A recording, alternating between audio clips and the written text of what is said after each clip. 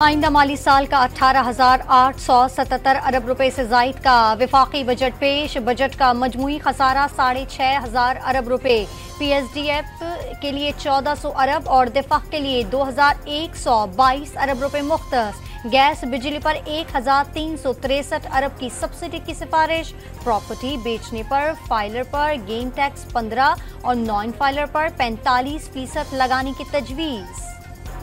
1 से 16 ग्रेड सरकारी मुलाजमीन की तनख्वाहों में 25%, 17 से 22 ग्रेड तक 20% इजाफे की तजवीज़। पेंशन में भी 15% इजाफे की सिफारिश। कम से कम उजरत 37,000 रुपए मुकर्रर करने का इम्कान। 6 लाख तक आमदन पर टैक्स छूट बरकरार रखने की सिफारिश। कौमी असम्बली में विफाकी बजट पेश कर दिया गया। अपोजिशन लीडर उमर अयूब ने बजट जाली करार दे दिया। खसारे की निशानदही नहीं की, कौम के साथ मजाक किया गया। उमर अयूब का रद्द अमल। खानेवाल DHQ अस्पताल में जेर इलाज 3 बच्चे मुबैना तौर पर इंजेक्शन की रिएक्शन से इंतकाल कर गए। जहां बहक बच्चों के वर्सा का एहतजाज, जिला इंतजामिया के अफसर और पुलिस की भारी नफरी पहुंच गई।